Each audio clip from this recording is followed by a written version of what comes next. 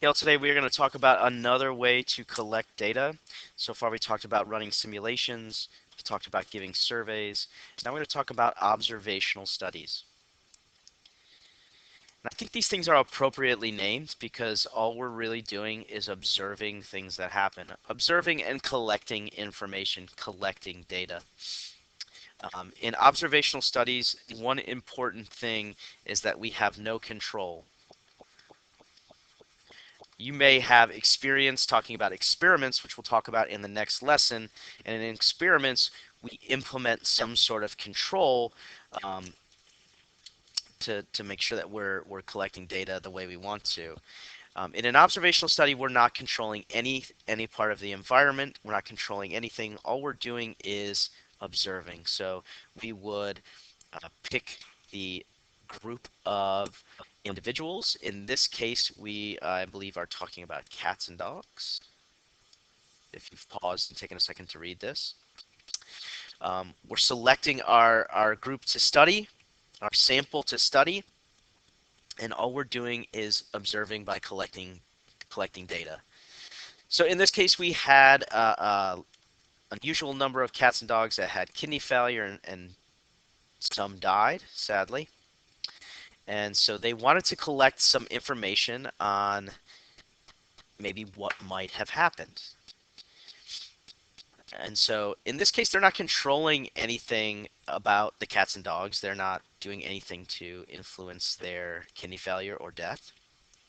They're just studying the cats and dogs and collecting information, and that is called an observational study. There are two types of observational study, prospective and retrospective, and those names are pretty appropriate as well.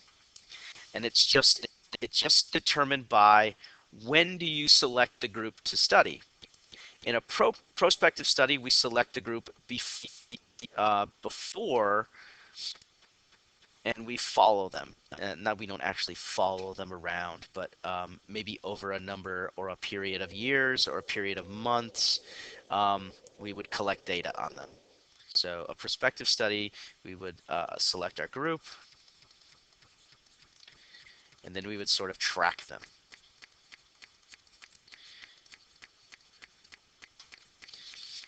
So we have our group, and going forward from that point, we would sort of collect data on them, track them, depending on what we would study. So in this example of cats and dogs, we might select a sample of cats and dogs, and then study them for maybe a handful of months or maybe a handful of years, and check in on them and see how their kidney function is doing. A retrospective study, which would probably be more appropriate in this example, is to select your group and collect data that exists.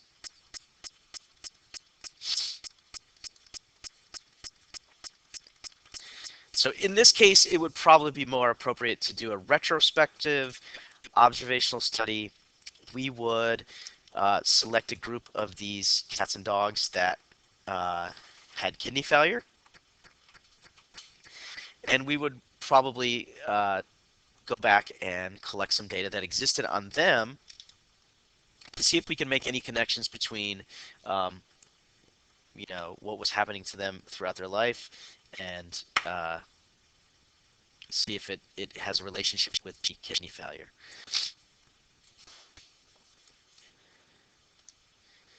So that's it. Observational studies are kind of short and sweet. We're not controlling anything in an observational study. We're just collecting data from our group, from our sample. Sometimes we're going to go back and get historical data that already exists, and that's a retrospective study. And sometimes we are going to track people and collect data in an ongoing process, and that's called a prospective study. As ever, if you have questions, make sure you do ask me. Make sure you answer the problems at the end of this video. And then when practice is assigned, make sure you do that. That's the way we get better at these things.